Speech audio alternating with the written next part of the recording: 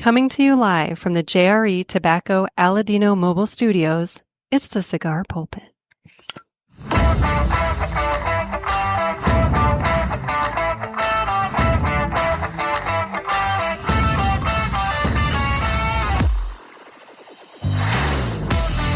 Hello, everybody, and welcome to another sermon from the Cigar Pulpit. I'm the Bishop of the Bird, Nick, and tonight I have a weird update for you. So, for those of you who listened to the last episode, you heard my dream. My weird dream where Carlito Fuente yelled at me because I was cheating in a math class that he was teaching. And, well, let's put it this way. There's an actual update to the dream, and it's one that's made me more than a little uncomfortable. But before I get into that, let's go ahead and fire up a cigar. Now, today, I'm going to be smoking something new to me. I went and I spent a little time with local cigar broker Tommy Klein over at Grand Cru Cigars in Soulard. And shout out to Tommy. And while I was over there, I looked through their humidor, and I found a cigar that I've heard a lot about, but have not had yet. And that would be the Karatoba. The Karatoba from Ozgener Cigars. The Karatoba Toro. I'm smoking a 6.5 by 50, featuring an Ecuadorian grown Sumatra wrapper, Nicaraguan binder, and Dominican and Nicaraguan filler. This hearty blend has a sweet and savory profile with notes of mixed nuts, maple, saltiness, and a bit of pepper, at least according to notes that I found online. This cigar you can purchase from 2guyscigars.com for $13.29 for the single, $245.99 for a box of 21, which brings that single price down to $11.71 if you buy it by the box. So, you save money by spending money. It's a good deal. Anyway, it is time to cut the cigar, and the official cutting is brought to you by 2guyscigars.com. That's the number 2guyscigars.com. Two Guys have been around for 40 years, and they are the trusted name in the cigar industry. Everybody knows Two Guys, but if you don't, please give them a try. You won't be sorry. Family owned and operated, 2guyscigars.com does the very best to provide a great selection, fair prices, and excellent customer service. So head on over to 2guyscigars.com for your next cigar purchase. Tell them that the Cigar Pulpit sent you. And remember, that's the number 2guyscigars.com. And with that, it's time to go ahead and cut the cigar. Boy, that clicked well. Now there is a little foot band on this, so I'm just gonna slide it off. It's like more like a sticker, like a band. It's not like a ribbon. So I'm just gonna slide it off, and we're gonna give this guy just a hair of a cut. There we go. Ooh, that was good moiling right there. That was good. Look at it. I'm gonna see if I can pick this up. Look at that cap that I just shaved off right there. Look at that. That's nice. That's thin. That's a nice little cap taken off there. All right. Give this guy a cold draw here. And, kind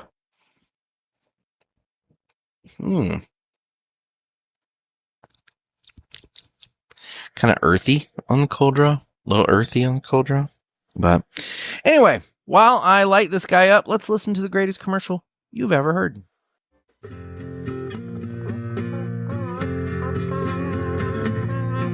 Some say cigars are all the same. It's just not true. It's you I have to blame. Well, I don't know, 'cause what I know, there is a cigar called Aladino. Corojo. Aladino Corojo. Aladino Corojo. They say authentic, so we're not confused, while the others say it's a word that's just abused. I guess that's so. They can't compete. At least I'm sure Aladino can't be beat. Corojo. Aladino Corojo. Aladino Corojo.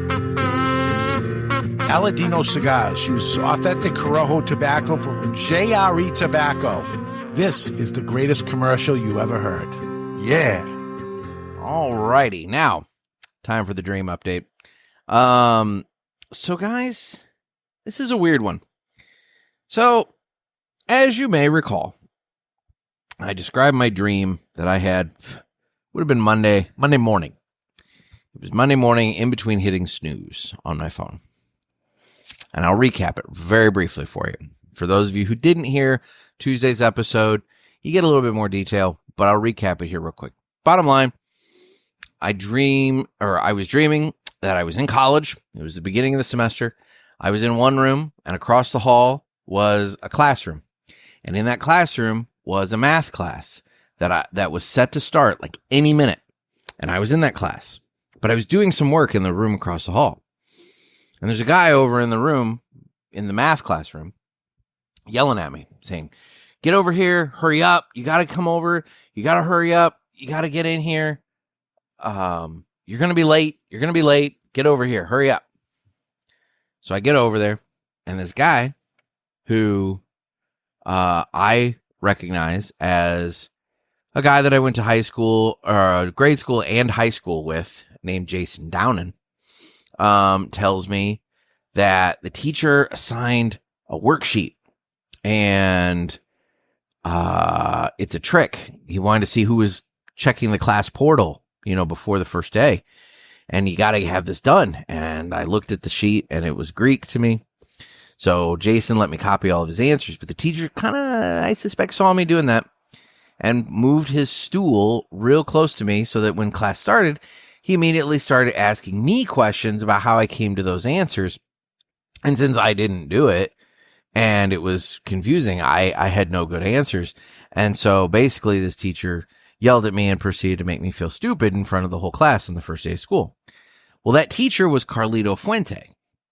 So for what it's worth, there's that. I'm getting screamed at by Carlito Fuente for not doing my math homework. But anyway, that's not where things get weird. You would think Carlito, and you talked about this on the last show. Maybe someone from Fuente reached out and they were like, Carlito would never yell at you about math. Carlito's not good at math. I don't know if Carlito's good at math. I'm just saying, whatever. Maybe that's what they would say. Bottom line, Carlito has nothing to do with the weirdness. No, the weirdness comes from the fact that the next morning, Tuesday morning, because I released the episode, late Monday night. Tuesday morning, I wake up, and evidently my dad has listened to the podcast fairly early and proceeded to Google Jason Downen, the guy that I knew from grade school and high school. And what did he find? Well, folks, he found Jason Downen's obituary. His obit. Jason Downen died July 1st, 2014, at age 31. He was a graduate, 2000 graduate of Althoff High School in Belleville. Enjoyed fishing, hunting, barbecuing, watching, and attending professional sports with friends, spending time with his dog Loomis. He received numerous awards in tournament fishing over the years, including Fishing Divisions, Team Supreme, and Team Flathead. Talks about where he worked, talks about family that passed before him, talks about those that are, surviving him. In lieu of flowers, fishing lures can be donated and will be accepted at the Memorial Fishing Tournament, because that's what they did. They had a memorial fishing tournament at a local lake for him. And at 6:30 in the morning on an October morning in 2014. And but Jason died in 2014. So why am I having this dude that I haven't thought about in 25 freaking years in my dream yelling at me, hurry up, you're going to be late, hurry up, get over here, you're going to be late, and helping me out with my math homework so Carlito Fuente doesn't yell at me? Weird, huh? Let me take this one step further. Let me take the weirdness one step further. For those of you who want to, you can go back to the July 2nd, 2024 episode where I had Noah on the show and we did our mid-year death check-in, because we do our death predictions. Well, during the Villiger Entertainment Report of that episode, I talked about a dream that I had.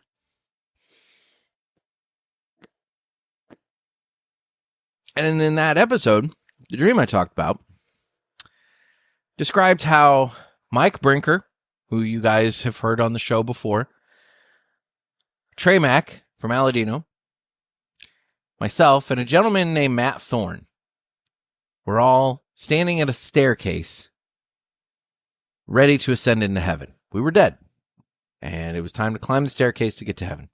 Now, Matt Thorne is a guy that I went to grade school with, and at the time that I had this dream last year, I hadn't thought about Matt Thorne in, 29 years. No, 28 years. This year's 29. But anyway, I hadn't thought of him in like nearly 30 years. And so we start to climb this staircase. And it's like a staircase that you would take to get up like a roller coaster at like Coney Island. It's like metal staircase, like real clinky. And you go up and then over and up and over and up and over. So it's like a zigzag, so there's always a canopy of metal above your head. And eventually you get to this platform at the top, and there's a ladder, and the ladder leads to like a hole in a cloud. And the attendant standing there on the platform says, climb the ladder and go through the hole and you'll be in heaven. But the hole was so small, none of our fat asses were going to make it through that hole. So Brinker kind of goes to the edge of the platform, looks out and over, and sees the platform that the ladder leads to up above, and says, if we stand on the railing of this platform, we might be able to jump up and grab that platform and climb our way up. And we asked if that was allowed, and the attendant guy said, you can take a leap of faith if you want to. So anyway, Brinker tries it, but he falls. Now, because we're dead, nothing happens to him. He just has to climb all those stairs again to get to the top. So we have some time. Trey Mack does it, and he manages to climb, or to grip the platform, climb his way up, and he's in heaven. He's standing on the platform in heaven. Matt Thorne does it, and he manages to get himself up there. Brinker gets back, and with the help of, the people up there, he gets up there. So now it's my turn.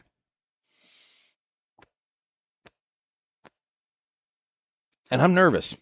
And so I asked the attendant if this is cheating, and he tells me, no, it's not cheating. You can take a leap of faith, or you can just hang out here on the platform, and over time you'll lose weight, and eventually you'll be able to fit through the hole. And that's when I woke up. Now, I describe all this in the July 2nd episode. And I feel like I circled back in another episode, but I haven't had time to find that. And so I'm just going to tell you guys the rest of the story now. I relayed that story on the podcast. And sure enough, who did a little Googling, but my dad, kind of makes me want, he's got me on he did this once, and I didn't think to do it with Jason Downen, and by God, I should have, but he Googles Matt Thorne. And sure enough, Matt Thorne also died in 2014 at age 31. He was a police officer for Cahokia, Illinois.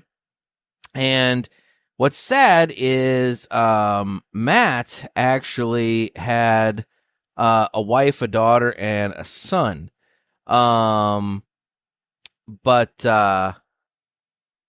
Yeah, he left behind a family. Jason, I don't know if it's good or bad. He was apparently not married and didn't have any kids based off his obituary. But Matt passed away May 4th of 2014. Less than 2 months prior to Jason. Matt died May 4th and Jason died July 1st of 2014. I had two guys that I went to grade school with that passed away 11 years ago. And in subsequent years, both of them popped up in my dreams. Mind you, hadn't thought about Matt in nearly 30 years, hadn't thought about Jason in 25 years. And in one case, I'm going to heaven with him and two people that I know now. And in the other case, he's across the hall and yelling at me, hurry up. You're going to be late. Don't be late. You've got to get in here. So it's been a weird week, and I've got to admit, this has been rattling around in my brain a lot. And so, yeah, but I had to give you guys the update because it's really, really weird. And I don't really know what to make of it, but I guess that would be the nature of dreams. So anyway, now, because I knew that wasn't going to fill the whole show, and quite frankly, it's an update. It doesn't need to be the show. I looked, and by God, you guys have called the hotline, and I had enough that I could go ahead and do this. So let's do this. Shall we play a game? You talking to me? I have a question for you. You gotta ask me nicely. Ask me about my wiener. You got a question? You ask the 8-ball. Come on, sucker. Let's get it on. Get some pepper to that retro hail. All right, guys, it's time for some Ask the Pulpit. And you can get your calls and questions in by calling the hotline at area code 863-874-0000. That's area code 863-874-0000. You know, I was really afraid to do that retro hail with this Karatoba because the last time I smoked an Ozgener, admittedly, has been quite a while ago. It has been, well, easily 2 years ago. Probably closer to nearly 3. And it was the Bosphorus, I believe. And I think so. And I went to retrohale. I was like, I want to retrohale this thing. And so I took a nice puff on the cigar. Smoke's in my mouth. And my brain said retrohale, but my body, for whatever reason, said swallow it. And so I swallowed an entire pull's worth of smoke. And I proceeded to very nearly vomit. And it was one of the worst smoking experiences of my life. And it killed me that night. I was done. That was the end of it. I didn't finish that cigar. I didn't have another cigar. I was done for the night. And so I have not smoked an Ozgener since then. But I saw this and I've heard things. And I'm like, you know what? I'll go ahead and give it a try. And I'm enjoying it so far. It's kind of it's got some body to it. It's got that, some spice. It's got a little earthiness. It's good. I mean, the descriptive said something about sweet and savory with notes of mixed nuts, maple, saltiness, and a bit of pepper. I can't say that I'm necessarily getting that. Definitely not pulling any sweet right now, but who knows, whatever. That's a general descriptive. Maybe it'll come later. So anyway, moving on. We're going to do the first call here. Whoa. What happened? What happened to my app? Hang on. Silly thing is being weird now. There we go. Okay. We're going to do the first call on the app here. Hey, Nick. It's Tyler from York, PA. What up? I'm sitting down here enjoying my AJ Fernandez New World Original Blend, and I just thought of a question that I'd like to pass on to you and maybe some of the other boys in the parishioners group. Okay. If you guys could smoke 3 cigars for the rest of your life, what would they be? I'm curious to hear back from you. Thanks, man. Stay smooth. See, this is the kind of question that gets me in trouble because I obviously have ones that are favorites of mine that are sponsors of this show. I have ones that are favorites of mine that are not sponsors of this show. And I really hate pulling. I don't want to make it seem like I'm shilling, but at the same time, what you have to remember is if they are a sponsor of this show, it is because I truly enjoy their product and I am willing to put my name to it as an endorsement. So, when I say that one of them right off the bat would be the, would be the Villiger 1888 Grand Reserva. I mean, trust me on that. It's a good cigar. I love it. And even though Villiger's a sponsor, I really, really enjoy the Villiger 1888 Grand Reserva. Super tasty. Then we have the next two. Now, I guess I should just play it straight based off my list of ones that I've been smoking this year. What have I been smoking a ton of this year? And if I do that, the palate changes so much. This is why I do these like favorite of all time, only thing you could ever smoke. I mean, some people, it's very obvious. Me, I love the diversity of it. I love the fact that I can go to a shop and pick up a Bosphorus, and a Karatoba, and I've never had it before, and I can give it a try.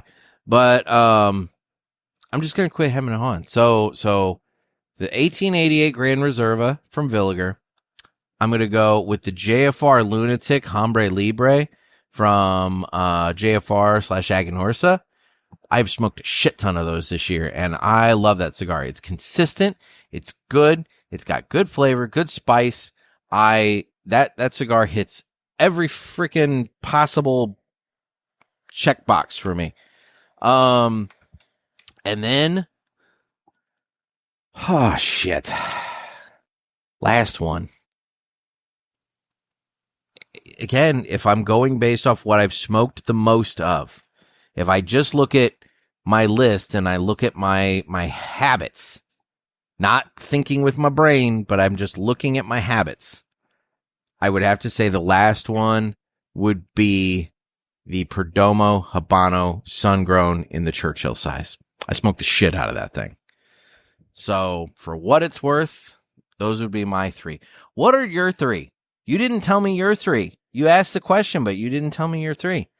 I'm curious. What are your three? What are everybody else's three?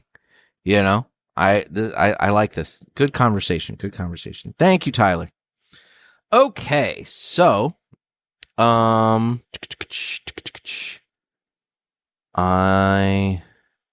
trying to figure out. I think it's this one. Okay, we're gonna do. Wait a minute. I think it's this call first. Hey, Nick, it's Jacob again. What's up? Hey, just listened to your Tuesday episode a couple days ago, and it reminded me to ask you a question, and I completely forgot about it. However, I found myself in Gettysburg, and I stopped at a local cigar shop like I do when I'm out for work. Oh, there's a haunted place. And I came across some Villiger Classic Exports. Hey! I've never seen these on a shelf anywhere before, but you spoke so highly of them and say so many great things about the exports, I figured I'd give it a try. Now, these are a little bit different, and I'm not sure how different. So I get they're made in Switzerland. Yes. And we talked before about the Cuban tobacco and, you know, the whole, you move it every time, and you make sure everything's clean up with no Cuban tobacco. And, and he said, no, absolutely not. They just do the next run for the U.S. Yeah. Either way, nice guy in a cigar shop. Seems to know his stuff. However, he was saying that the classic exports, they contain up to 15% of Cuban tobacco. And I don't know if that's true or not, but I figure if anybody's going to know or anybody can get that answer, it's you, especially with the relationship you have. But either way, I can't smoke in the work truck, unfortunately, so I can't wait to get home and give these a try, along with a couple other great finds I had. It does suck. But either way, just to let you know, I was thinking about you and I had that question. Thanks a lot. Stay smoky. Have a great weekend. You know, Jacob, I don't know the answer to that. I can ask. I can find out. I don't know if anybody has quantified it in such a way. Realistically, you know, for the U.S. market, they're not supposed to have any. I could see where it's a situation like what you've described before, where they don't clean out the machines. And so there might be some that just kind of gets in with a few, you know, with some of the exports as they're making them. At some point that's going to clear out and you're going to stop, you know, until the next time it happens. But, for the life of me, don't know. I can't imagine they've got 15% built into the blend. You know, for that, but I don't know. I can't tell you. I can't tell you. I always suspect that when a company, and I'm not speaking about any one in particular, I'm actually speaking about all of them. When any company says undisclosed location for a tobacco that's involved in the blend, I always speculate. Like, is it Cuban? Is it Cuban? And you just can't say it? Maybe. I don't know. Maybe they just want to keep it proprietary because maybe they found some secret little tobacco patch in Papua New Guinea and they've got some like new Papua New Guinea tobacco and they don't want to like let everybody know that, hey, Papua New Guinea tobacco is really good. Who knows? But, anyway, I don't know the answer to that. I can inquire. I can't guarantee they're going to give me an answer, especially for legal reasons, but I can inquire. So anyway, looks like Jacob called again a few days later. Good morning, Nick. This is Jacob here out of West Virginia. What's up? Hey, was listening to this morning's episode, and I at least let you finish the story before I called in to comment on it. But you're talking about dreaming and playing craps with postage stamps. Yes. Well, I don't know if you were a big Cheers fan back in the day. I love Cheers. There was an episode where they're all playing poker. Some guy swindles Coach and Harry, from also known as Harry from Night Court. Yep. He was a gambler, and he had to help him take down another gambler. But either way, at one point they're playing poker, and that's exactly what Cliff does. He runs out of money, so he pulls out postage stamps and tries to get him to let him use postage stamps. So obviously it didn't work in the episode. But I figure if maybe you watch Cheers, maybe subliminally, that's where your dream might have came from, or the postage stamps might have came from in your dream. But all right, brother, have a good day. Stay smoky. You know, it's fascinating, Jacob, because so post-divorce, I have done a Cheers like marathon. Like I've watched Cheers. However, at the time that I had that dream, this was forever ago. This had to be, oh my God, this could have been 10 years ago that I had that dream. So I was, you know, fully and firmly married and everything else. So like, yeah, there was no Cheers subliminal messaging going on with that dream at the time. I was spending a little bit of time at the craps table at that period of time, though. And that would have also been during my political days, so I'm sure there was probably a lot of mail pieces going out. And some of those mail pieces I used, like, you know, the mail house to where they put the stamp or the indicia on it and mailed it that way. But some of the mail pieces, we had stamping parties to where we would label and stamp the envelopes. And we'd have like a dozen of us and we'd all bang out like 100 and kind of get them out, you know? So, yeah, I'll be honest. I chalked it up to that, but, and I'm trying to remember the episode you're talking about, cause I did a Cheers watch through. Admittedly, that was 2021 that I did that. I don't remember that specific episode. I do remember Harry being on Cheers. And I loved that because I love Night Court. And so it was really nice to see Harry Anderson again. Yeah, I don't remember that episode, but it does seem like something Cliff Clavin would do. 100%. So anyway, thanks for the calls, Jacob. I appreciate it. And now we have a call from somebody else. Hey, Dick, this is Sean. What's up, Sean? I'm getting caught up on the episodes and everything, and I know this isn't all under your entertainment report, but you mentioned a couple episodes back about watching a show called Bridgerton. Yes. Knowing from your past history of, you know, Star Trek and King of the Hill and different shows like that, how did you get looped into watching Bridgerton?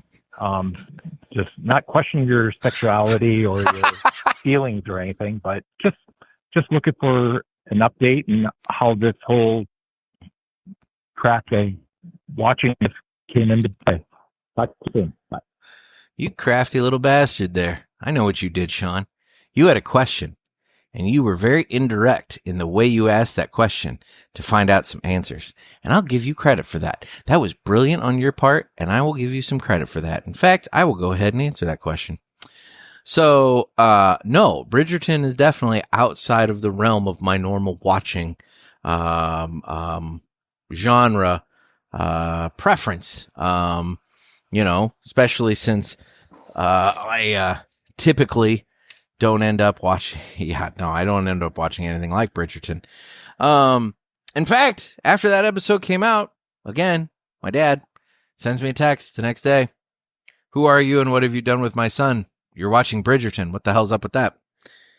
And I'll tell him what I told him what I'm going to tell you. And as with all things like that, it all comes down to a woman. So, just saying, there was a lady, and she wanted to watch Bridgerton, and I didn't have any objection, and I'll admit I thought the first episode was perhaps a little on the hokey side. I wanted to dislike it. That's not right. I don't want to say I wanted to dislike it. I had a preconceived notion going in, and I wanted this show to be what my preconceived notion was, and it was better than I anticipated. I will admit I've been catching some flack from this lovely lady about continuing to watch it when I have not been in her presence, and I think she wants an update as to what I think of the next episode and subsequent episodes. I'm just kind of I'm in season 5 of Sopranos right now, and so like I'm like halfway through season 5, so I've got like a season and a half left of my Sopranos rewatch, and at that point I can go all in to just burn through Bridgerton. Although I think there's like 3 seasons of Bridgerton, but anyway, yeah. So Sean, as with all things unusual that a male does, typically it is motivated, inspired, and originated with a woman. So there you go. I will just leave it at that. All right. Well, this is like, that one's 3 seconds long. So I'm going to assume that was a butt dial, or it's a hang up, or it's a spam call. So now we're going to go ahead and just do this. We're going to do another call. I got 2 more calls. So we're going to do this one now. Hey, Nick, it's Paul from Texas. What up, Paul? I got a question for you. I just saw the newest Cigar Authority blind cigar review. It was 27A, and I'm in that group, and I know you still do it, or do you? I do. So have you continued your blind cigar smoking, and how do you feel about it? I'm to the point where, Cigar 27 means I've been doing this for 27 months, and it's okay. They've diluted how many people are there, so now it's 1 out of 20. And I just want to know how you're feeling about it. Are you planning on continuing it? What's your experience been like? All right. Talk to you later. Thank you for the call, Paul. It's good to hear from you. And so Paul's talking about the stars reviewers that the Cigar Authority has, where they do blind cigar reviews. And for the life of me, I don't know what stars stands for. It's an acronym. Dave had a whole freaking Cigar Authority show about picking out the right acronym for this group of reviewers. And for the life of me, I cannot remember what STARS stands for. I do recall there was another suggestion for boners. Mr. Jonathan, of course, enjoyed that one quite a bit. And so we are sometimes referred to as boners, sometimes referred to as stars, but it's the same thing. Paul, you said you're in group A. I'm in group C.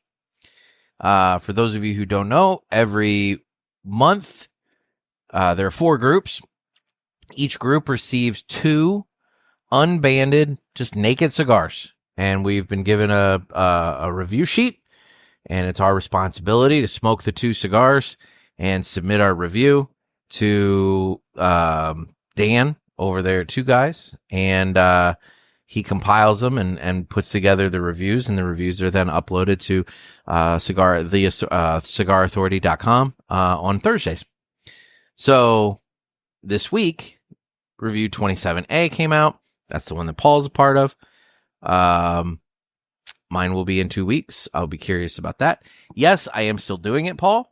I will admit that I did miss Cigar 26. I smoked one of them. I did not get around to smoking the second one. That would be the cigar for August. And with Pulpit Fest, I just ran out of time. I just completely ran out of time to smoke that second one and jot down my notes and get them to Dan. And some of you are probably sitting back going like, dude, you only have to review 1 cigar a month. Like, how is this difficult? And it's because, and I'll say, for me, there's a deep pressure about doing this. It's one thing. I give very general reviews on this show. I don't get into too deep of specifics. I do not assign a number value. Like, I'm not going to tell you that this Karatoba is a 94 or whatever it is. And that was me with an example. That's not me just putting a number on it. I don't do that with cigars on the show. I tell you if I like it. Generally, I don't smoke things on the show that I don't like. I very rarely smoke a cigar I've never had. This Karatoba is actually a rarity in that regard. But, it's one of those things where I'm pretty what's the word I'm looking for? Non-political with my cigar reviews. I don't get into the weeds of it. But with the Stars reviews, no, I don't know what it is. So I can't be influenced by like, oh, it's this company. I like them or I don't like them or whatever. It's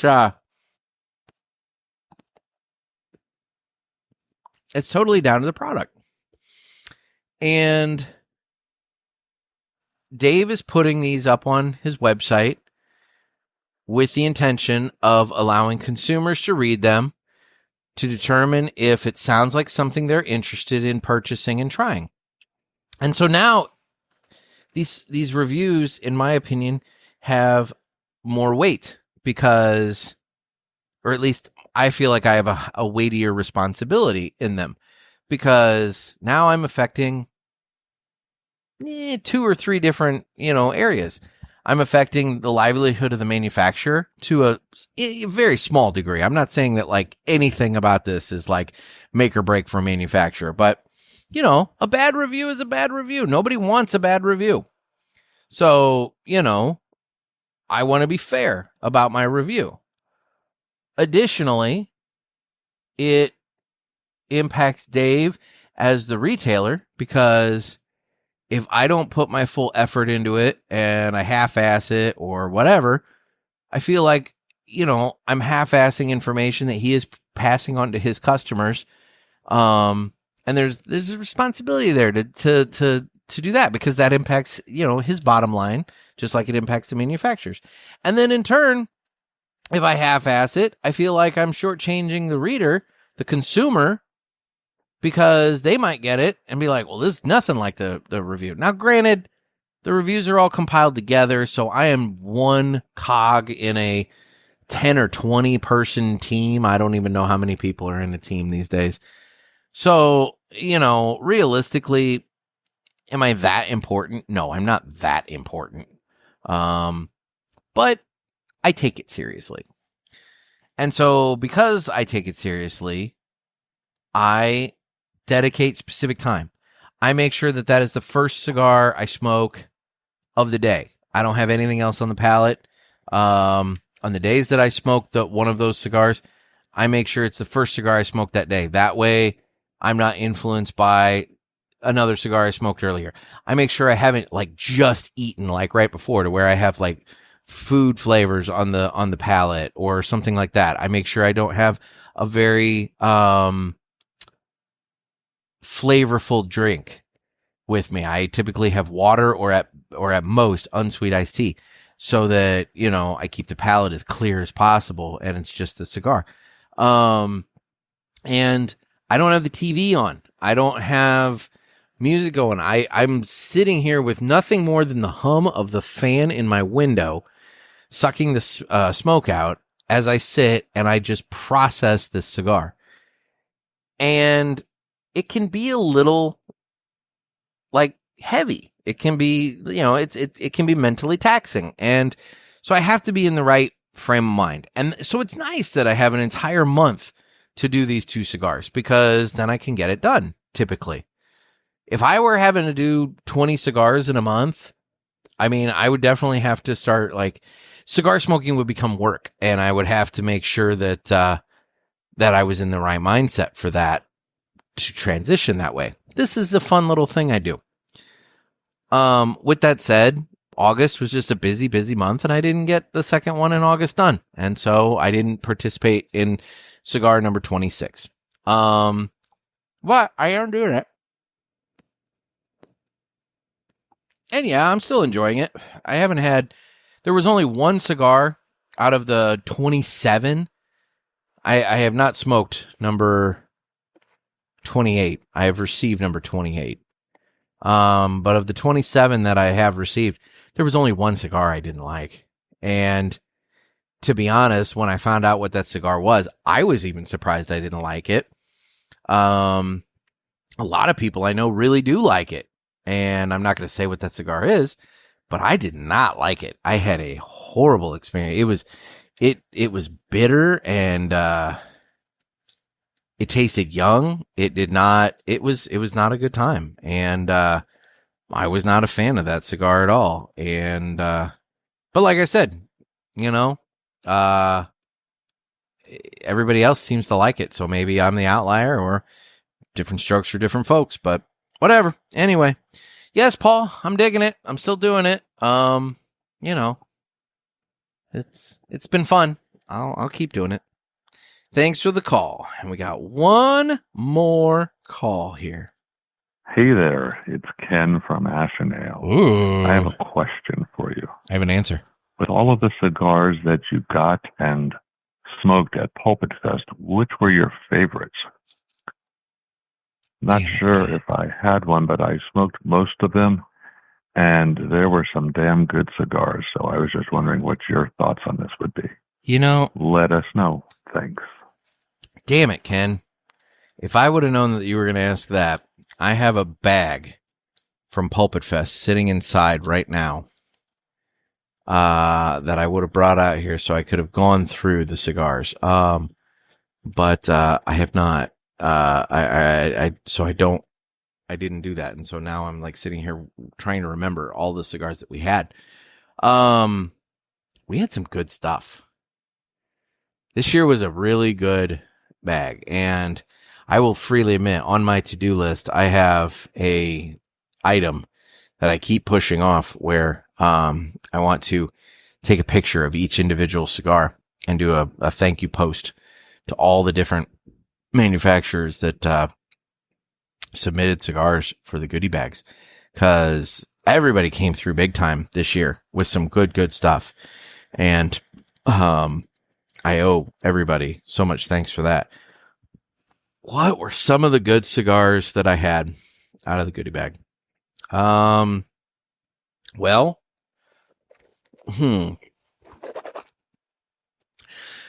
right off the top of my head is one that I named earlier in the episode, and that was the Villiger 1888 Grand Reserva. That was one of the ones that we had at the VIP dinner. Additionally, the Villiger Miami. That Villiger Miami paired wonderfully with that chicken parmesan dinner that we had at La Piazza in the European Village.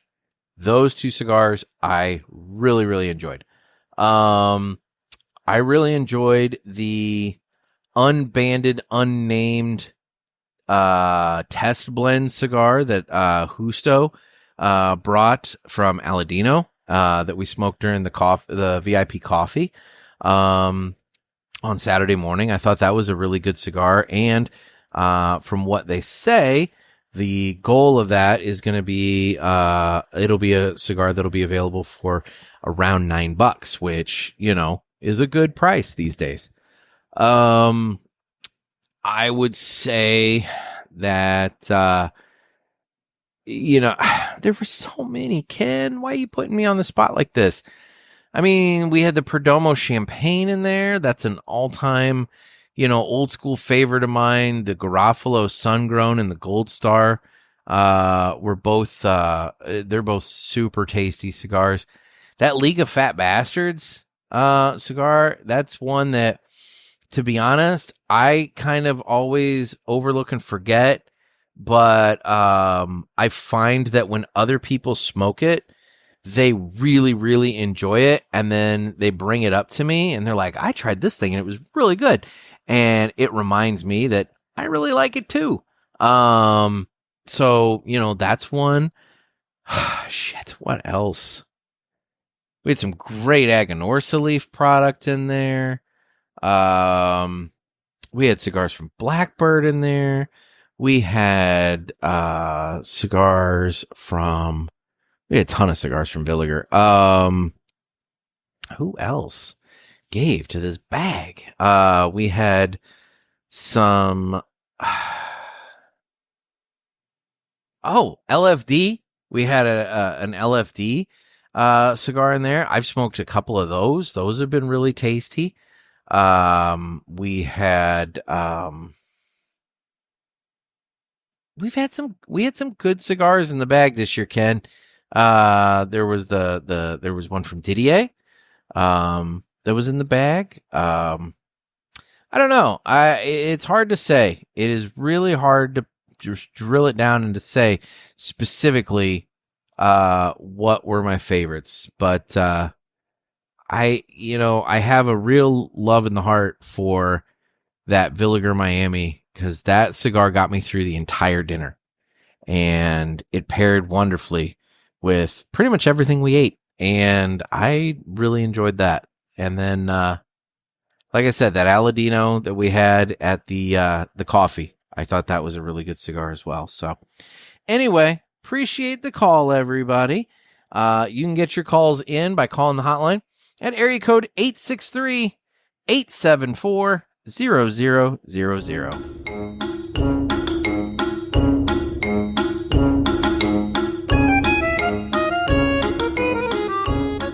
Alrighty, well, let's move on and do this now. It's time for the Villiger Cigars Entertainment Report, brought to you by Villiger. Villiger Cigars, one of the leading cigar and cigarello manufacturers in the world, founded in 1888 and still family owned and operated. Head over to VilligerCigars.com and check the store locator to find a shop near you that carries them. We guarantee that Villiger Cigars will be a wonderful addition to your humidor and cigar rotation. Guys, I have watched very little in the last, 48 hours since I did a podcast. I've watched Sopranos. I watched my Wednesday night wrestling. It was a 6th anniversary of Dynamite, which is the Wednesday show. So they brought out a lot of, they did some really good matches, and, that was fun. TV wise, it's been a lot of the same old. The new Peacemaker hits, tonight as I record this. So I'm caught up on Peacemaker, and I can't talk about the new episode just yet because it's not out for another half an hour. I have not been to the drive-in yet because Luke is not here yet, and we're going this weekend. So I don't have that to report about. I will say, podcast-wise, I've said that I've found myself in this rabbit hole of professional wrestling recently. And so I found one called Marking Out, with Dwayne Swayze and MVP. And MVP is a professional wrestler. And the whole point of this show is that Dwayne Swayze asks MVP questions about what it's like to be a professional wrestler. And it's not the typical kind of things where it's like, talking. It's not, how do I put this? It's not in story. It's not like in character or anything like that. They're talking about how travel works. Who pays for hotels, who pays for flights, who pays for cars, that sort of thing. They talk about, working with the creative department to create your ring gear, your costume and boots and colorful gear and shit. They're talking about, doing the matches and what it's like to actually be like calling the match in the ring. Like as these two guys are going back and forth, they'll be communicating and say like, okay, I'm going to do a power bomb now or something like that. And they'll call it in the ring versus like having it scripted out beforehand. They'll talk about promos and how like when these guys get up and do their little speeches at one another, do they have it memorized and scripted, or is it off the top of their head? Coming up with characters. How do they, how is character creation done? Who owns the character? Does the company own the character? Does the individual own the character? That kind of thing. Differences between WWE and AEW, and there are differences between the two companies and how they treat their talent and that sort of thing. It's been an interesting behind the scenes look at an industry that I think up until the last maybe handful of years has really prided itself on its privacy. And so it's been cool. I've been enjoying it. And the whole point of it is like basically it's a show where if you had a good friend that was a professional wrestler, it's all the questions you would ask them.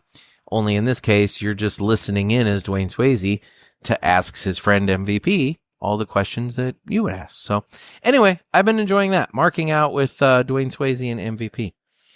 Otherwise, that's really what I've been entertained by lately. I did listen to the Cigar Authority on Wednesday. I always tend to listen to them on Wednesdays when I do my drive. Cause then I can listen to their Saturday show and just run right into the Wednesday after show. And,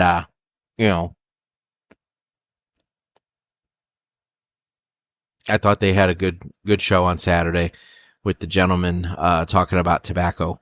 And, yeah, I don't know.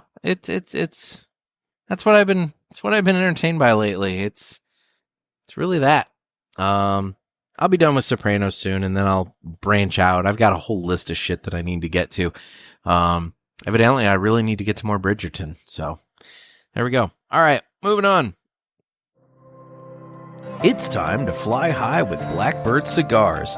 Blackbird Cigars offers you remarkable quality using the most delicate and finest tobacco to always ensure that you're receiving unsurpassed cigars. Blackbird Cigars strives to give you undoubted repeating flavor for every cigar you smoke and impressive quality so that you can always expect greatness. Check out their website for a full list of stores carrying Blackbird Cigars and give them a test flight. Blackbird Cigars, can't clip our wings. All right, so today, I'll close that app out and I can get into this app and I can say that in 2020, during the height of the COVID-19 pandemic, 6-year-old Adam King from Cork, that's in Ireland, captured Ireland's heart with a simple idea to help his community feel less lonely and afraid. Adam was born with a rare condition called brittle bone disease, which makes his bones very fragile. Despite this, he's known for being cheerful, imaginative, and deeply caring. On the Late Late Toy Show, a hugely popular Irish Christmas program, Adam brought along a hand-drawn virtual hug sign, a picture of a heart that he used to tell people, quote, "I can't hug you in person, but here's my hug." That simple drawing struck a chord. Families across Ireland printed and shared Adam's virtual hug symbol to connect with loved ones they couldn't visit. Hospitals began using the symbol to comfort patients separated from family.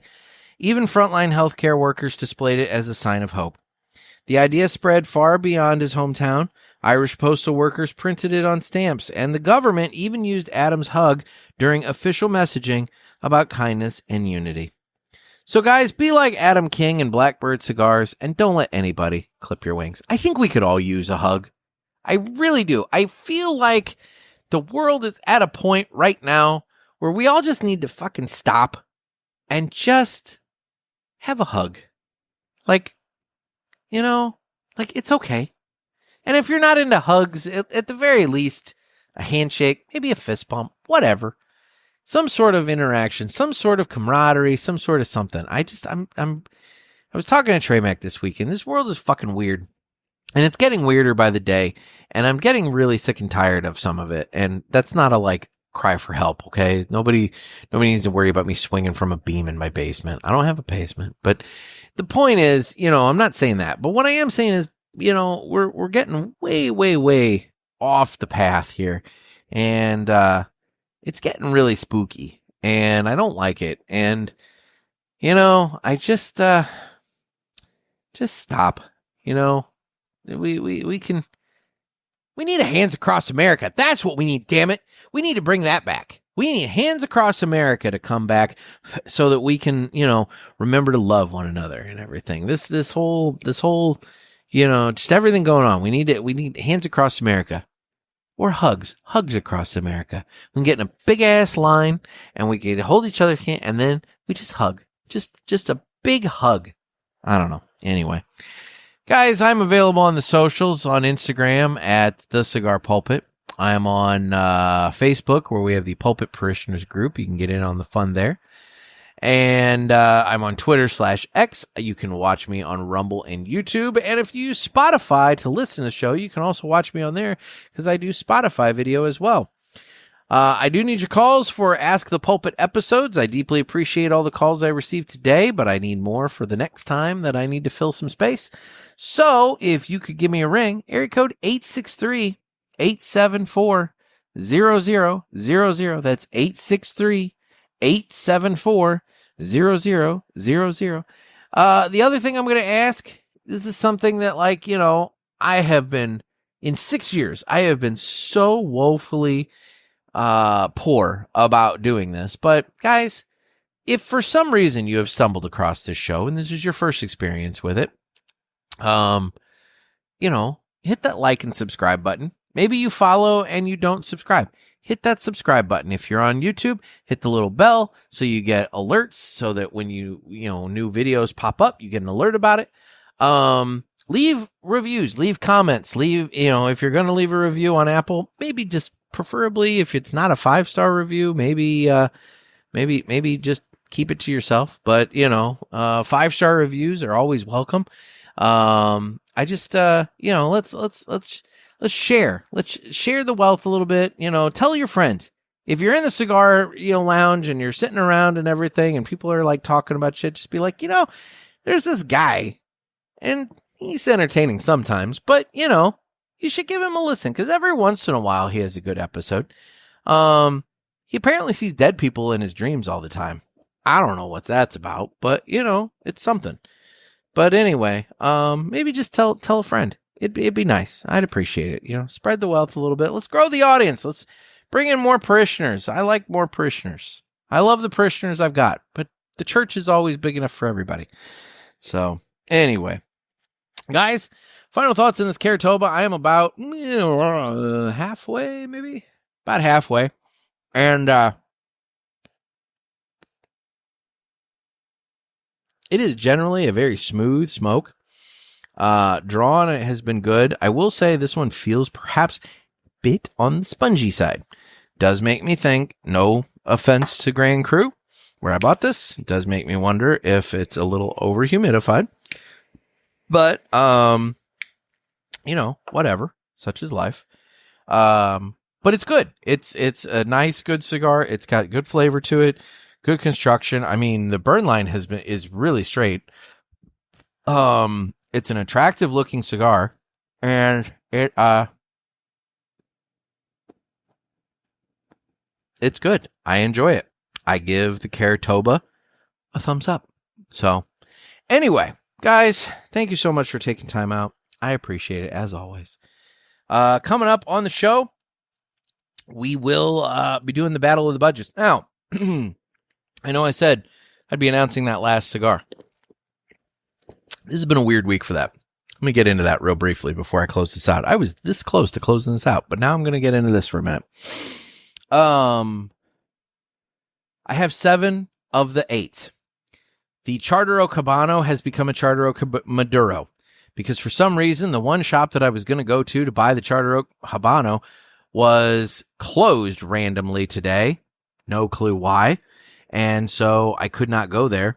And I found, by chance, Charter Oak Maduros at Grand Cru when I was there meeting Tommy. And so I ended up buying the 6 that I needed for the Battle of the Budgets there. So it became the Charter Oak Maduro. There is still one empty spot. And I did not really have time today to go hit a bunch of cigar shops to go looking for what that cigar could be. I have an idea. The sad part is I have at least 2 or 3 different ideas in mind of what I could use for that. But the sad part is all of the cigars that I have, the 7 that I have, are all Toros. And all I have are Robustos of the other ones. The Blackbird Glitch is it's a fine cigar, but I only have Robustos on hand. The Aladino vintage in the Rothschild size is $8. Problem is, if I put it on a Rothschild with a whole bunch of Toros, you're going to know immediately which one it is, and it takes away that anonymity to it. So I need to find something that's a Toro. So I'm going to go looking around, but I didn't have time today with various business things I had to accomplish and then recording this and everything else. And so tomorrow morning, that is the mission, finding the last cigar for the Battle of the Budget. So find me on one of the socials, and I will be announcing the full lineup of the Battle of the Budget cigars by end of day tomorrow or end of day today, depending upon this. Technically drops on Friday, so it'll be end of day on Friday, October 3rd. By end of day Friday, October 3rd, the full list of the Battle of the Budget cigars will be available, so that you can go and procure them if you so wish. That's also why, by the way, going back to the Robusto thing, that's also why the McAuliffe Robustos are not included, because the McAuliffe Robustos are $8, but they're Robustos, and I have 7 Toros, and it'll be easy as hell to pick out which one is the Maduro or the Robusto, or the McAuliffe. It'll be the one Robusto. So maybe I should have mixed them up. I don't know. For me, personal preference, if I can purchase a Toro over a Robusto, I'm going to. I like the Toro. It's just me. It's my personal preference size. I don't know why. It just is. And it's what I'm going to do. But anyway, guys, that's what's going on there. I wanted to give you the update on the Battle of the Budgets. So that'll be coming up. I mean, all things being equal, if everything goes according to plan, next week when I say hi to you again, we'll be kicking that off. So, guys, this has been another sermon from the Cigar Pulpit. I'm Nick. Everybody, stay safe, and stay smoky, and have a good weekend.